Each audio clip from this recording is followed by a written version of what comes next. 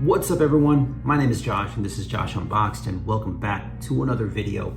And today I want to talk about my current position in terms of what I'm actively looking at right now.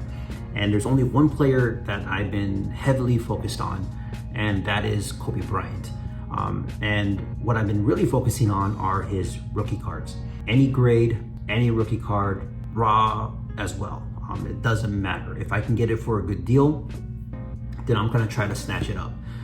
That's what I've been really focusing on. And you got to understand whether you agree or disagree in terms of buying low graded cards or not.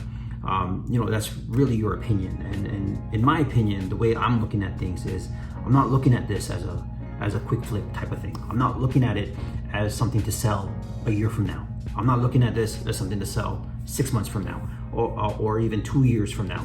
I'm looking at this in terms of 10 years, 15 years from now. That's my current position with Kobe Bryant rookie cards. Trying to snatch up as many as I can. Pop report be damned. I don't care how high the pop report is in terms of Kobe Bryant's rookie cards, because a lot of them, like the tops, the 96 tops, that pop report is ridiculously high. But at the end of the day, it doesn't really matter to me.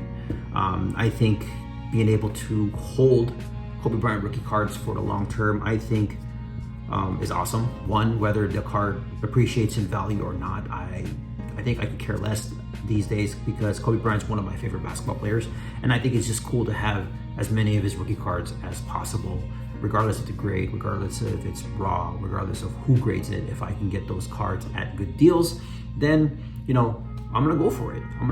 And what I have right now are a stack of Kobe Bryant, and these are PSA graded cards that I kind of want to show you guys what I've been doing lately, so that way you guys have an understanding of what I've been doing and what I've been picking up and how I've been acquiring these cards.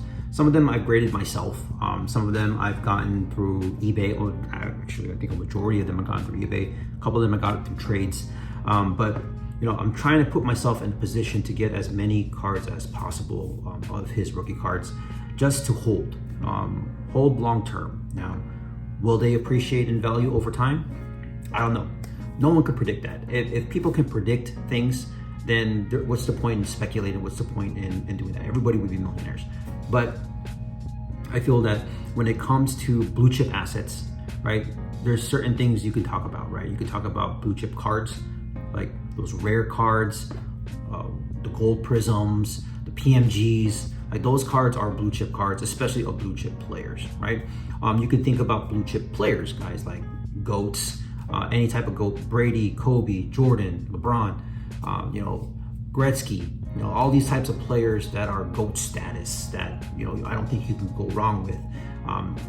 But there are certain sectors within those players that are worth probably sinking some money into just to see what happens long term. Now, because I've been focusing on a lot of low grade Kobe Bryant cards, there's minimal risk involved. A lot of the low grade cards I got were less than $100, sometimes even less than 50. So I'm just gonna show you guys a couple of cards that I ended up getting. Here are 3 cards that I got in a trade. Let me just pull it up. I got these 3 cards in a trade the other night at the Burbank Sports Cards trade night. So I ended up getting this Kobe Bryant Topps Finest 1996 in the PSA 8. Got a Flair Showcase in the PSA 8. And I got a Bowman's Best in a PSA 8. I'm trying not to let go of any of my Kobe Bryant rookies, but here's some other ones that I ended up getting. Some Collector's Choice Kobe Bryant rookie cards. This is a PSA 8 and a PSA 7. Now, I got these cards for less than $50 a piece. I got the Kobe Bryant Finest PSA 7 with the coating. I think I got that for like $100. A PSA 6 that I got for 30. I think it was 35. PSA 8 that I got for like 50. This PSA 9, I ended up getting this graded myself that you saw in one of my PSA submission reveals. I got this Fleer Metal PSA 8. This is one I graded myself, my own childhood card. This is a cool one that I ended up getting. I ended up getting the 96 Finest Gold Airs, a PSA 7. Got this for like $450, which I think is a hell of a deal for a card this rare. Now, I know it's off-centered, top to bottom, and it doesn't have the coating, because a lot of people hold the coating, having the coating on the card at such high value, but it's a rare Kobe rookie card that I don't see very often, and to be able to get it graded already in a PSA 7 for less than $500, I thought that was a win. Because buying it raw alone, good luck trying to get it raw for $500, right? So that's why I feel there's certain value to be had there. I got EX2000 in a PSA 5. Got this for like around $200.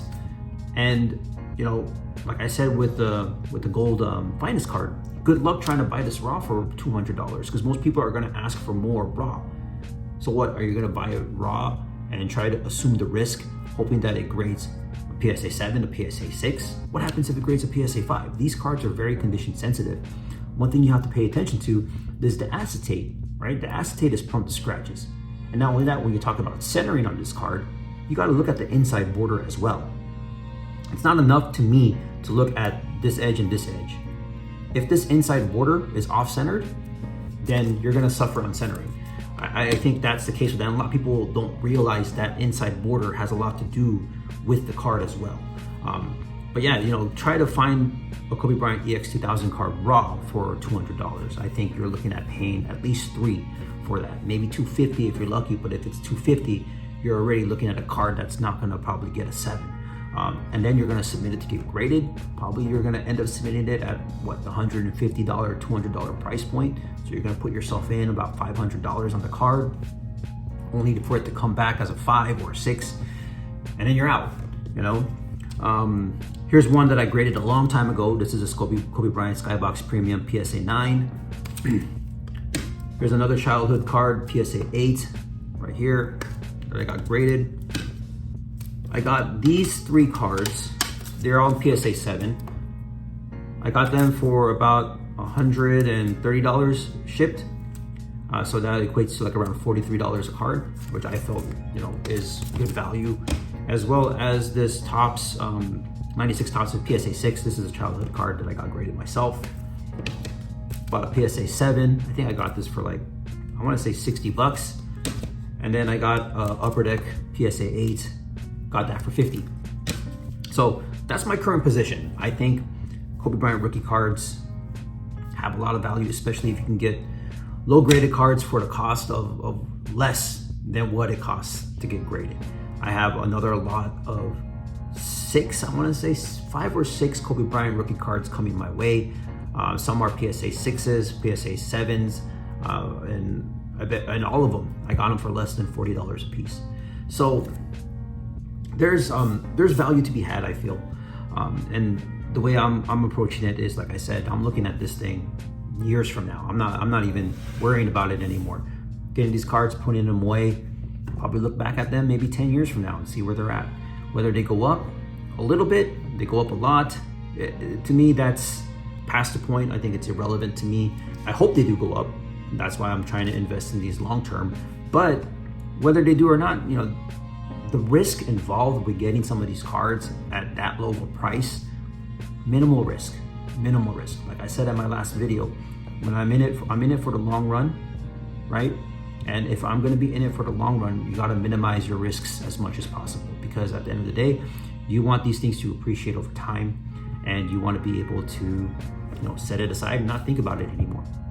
Because when I try to deal with big ticket cards, high dollar cards, then I'm increasing the risk involved with it, unless it's a sure thing that I feel that those cards are gonna increase. But this is one of my current positions right now in terms of how I'm tackling the sports card market and where I'm focusing my energy on. There's another position that I have that I will talk about in a future video, so be on the lookout for that. I hope you guys found some value in this. I hope you guys enjoyed.